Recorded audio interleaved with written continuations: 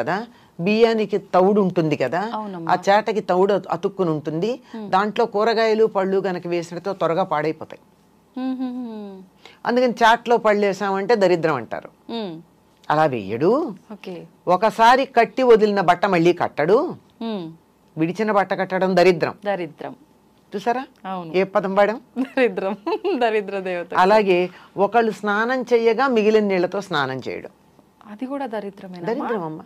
ఇప్పుడు మీరు పల్లెటూళ్ళలో పెద్దలు ఇంట్లో ఎవరైనా ఉంటే స్నానం చేసేటప్పుడు ఒక బకెట్లో నీళ్లు తీసుకుంటాం, స్నానం చేస్తాం, అడుగున ఆఖరి దాకా పోసుకోం కదా, కాసి నీళ్లు మిగిలిస్తాం.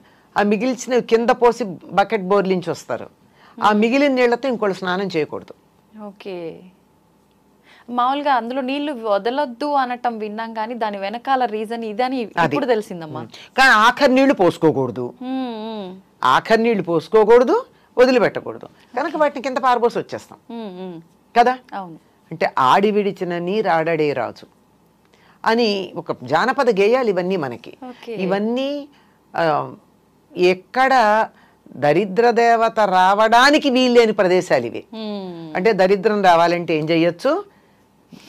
విడిచి బట్టలు అక్కడ పడేసి మళ్ళీ కట్టుకోవడం, విడిచిన బట్టలు కట్టుకోవడం దరిద్రమే కదమ్మా. కంపు కొడతాయి, పాడైపోతాయి, వాసన వస్తాయి. బట్టలు బోల్డ్, they carry many things with them. అంచేత అవి. తర్వాత ఒకళ్ళు వాడిన నీళ్లు మళ్ళీ వాడడం, ఎంగిళ్ళు తినడం, అశుభ్రంగా ఉండడం, అశుచిగా ఉండడం, ఇలాంటివన్నీ కూడా దరిద్రం ఉంటుంది అని చెప్పడానికి సంకేతం. ఇలాంటి చోట ఆవిడికి నచ్చుతుందిట వస్తుంది. ఇది ఈవిడిలా ఉంటి చోట్ల గురించి చెప్పడం కన్నా లక్ష్మీదేవి తాను ఎక్కడుంటానో కొన్ని ప్రదేశాలు చెప్పింది. ఆ లక్ష్మీదేవి ఉంటానని చెప్పిన ప్రదేశాలకి భిన్నంగా ఉంటే లక్ష్మి ఉండదు. లక్ష్మి లేదు కనుక వచ్చి కూర్చుంటుంది. లక్ష్మి తాను ఎక్కడ ఉంటానని చెప్పింది? శుచిగా ఉండాలి. శుచి అంటే మనిషి శుచిగా ఉండాలి, ఇల్లు శుచిగా ఉండాలి. అవునమ్మా. మనసు కూడా శుచిగా ఉండాలి. ఇది మెయిన్. అందరం ఇది వదిలేస్తాం అదే కదా. మనసులో ఎంతసేపు నేను నీట్గా మంచి బట్టలు కట్టుకుని సెంట్లు అవి కొట్టుకుని ఇల్లంతా నీట్గా పెట్టుకుని కొత్త ఇప్పుడే మీరు ఏదో ఐక్యానో ఏదో రకంచి ఫర్నిచర్ తెప్పించి నీట్గా అక్కడ పెట్టాం అంతే, బా అనిపిస్తుంది. కానీ ఇంట్లోకి వెడితే అంత నీట్గా ఉన్నా ఒక్క 2 నిమిషాలు కూర్చోవాలనిపించదు.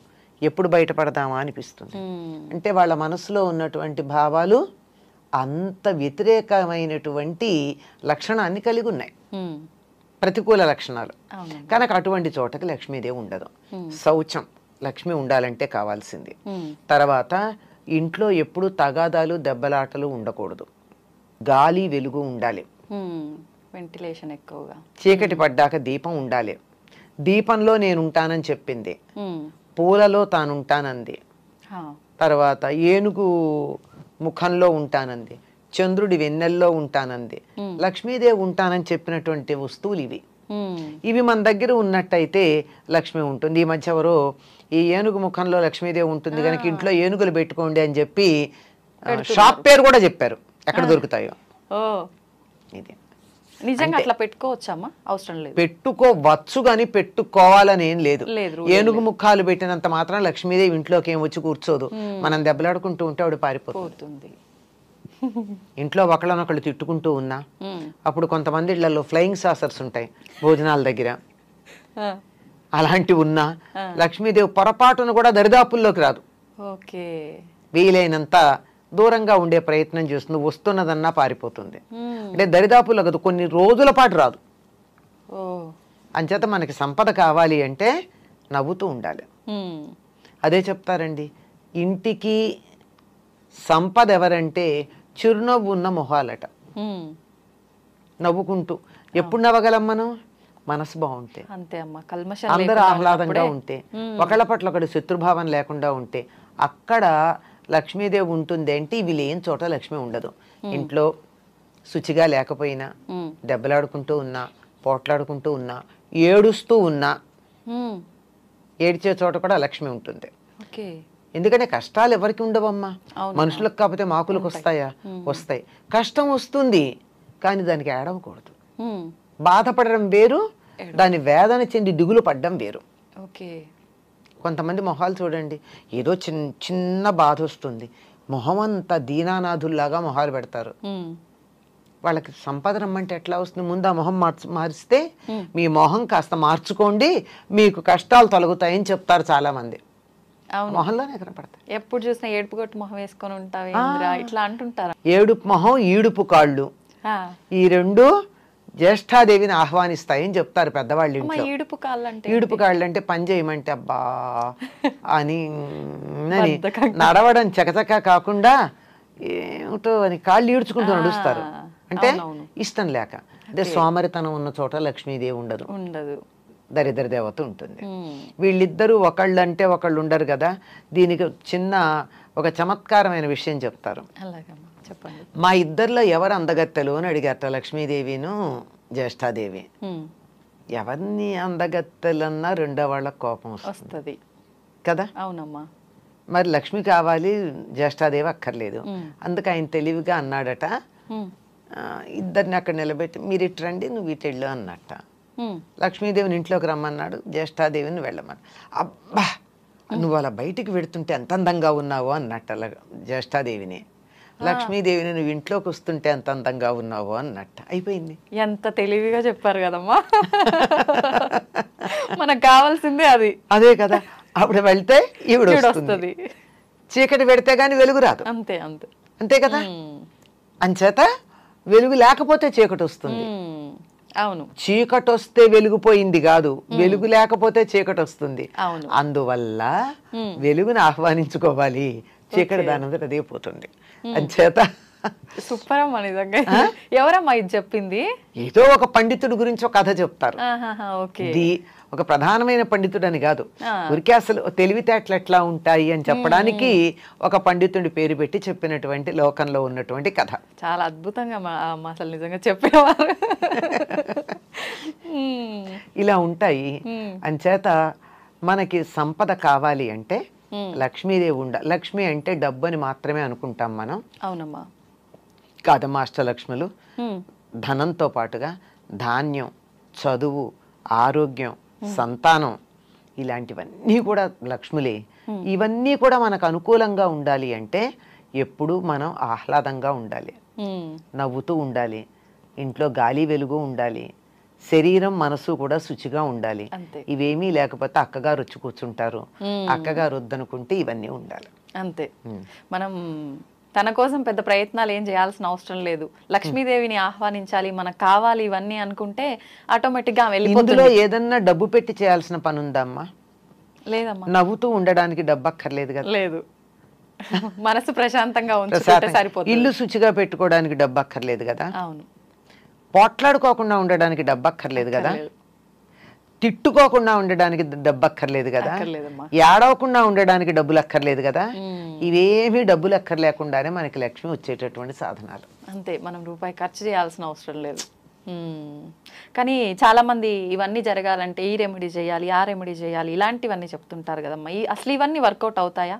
అవ్వవనే అనిపిస్తుంది ఇప్పుడు మీరు చెప్పినవన్నీ వింటే. ఇవన్నీ ఈ లక్షణాలని తీసుకొచ్చే సాధనలకు మనకు వస్తాయి అంతే. ఓకే. ఇప్పుడు మీరు ఈ జపం చేస్తూ కూర్చోండి అంటే తిట్టకుండా ఉంటారు అంతసేపు, చాలదు. అంతే అంతే కదా. ఏదో దేవుడు పూజ అనగానే జపం చెయ్యాలి అంటే శుచిగా ఉంచుకుంటారు కదా మిగిలిన సమయానికన్నా. ఇలా ఉపయోగపడతాయి. లక్ష్మీదేవి రావడానికి కావలసినటువంటి వాతావరణాన్ని కల్పించడానికి ఉపయోగపడతాయి. ఆ వాతావరణం మంత్రం లేకుండా కూడా మనం కల్పించుకోవచ్చు. అంటే మంత్రాలు వద్దని కాదు, వాటికి శక్తి లేదు అని చెప్పట్లా నేను. అవన్నీ చెయ్యలేకపోయినా ఇలా ఉంటే వస్తాయి.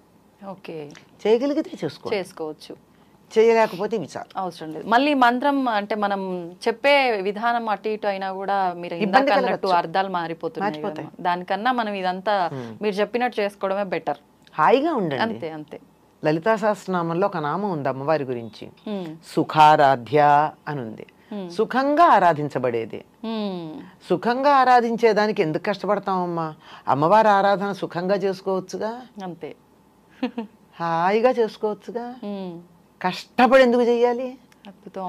సోమరితనం ఉండకూడదు గాని, అవునవును, బద్ధకం ఉండకూడదు గాని కష్టపడమని చెప్పాల.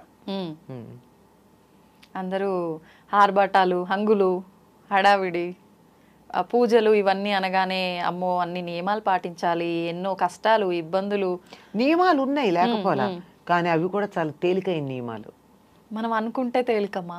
కాదమ్మా, శుచిగా ఉండమంటే అదేమంత కష్టం? ఉతికిన బట్టలు కట్టుకోమంటే కష్టమా? ఇల్లు శుభ్రంగా పెట్టుకోమంటే కష్టమా? సోమరిపోతులకు కష్టమే అమ్మా. సోమరిపోతులకు అందుకే సోమరితనం ఎలా ఉంటుంది? ఉండదు. అంచేత కొంచెం శుచిగా పెట్టుకోండి అంతే. ఇలా చిన్న చిన్నవి ఈ రెండే కాదు, ఇంకా కొన్ని ఉన్నాయి. అవి కూడా చాలా ఏమీ కష్టం లేనివమ్మా.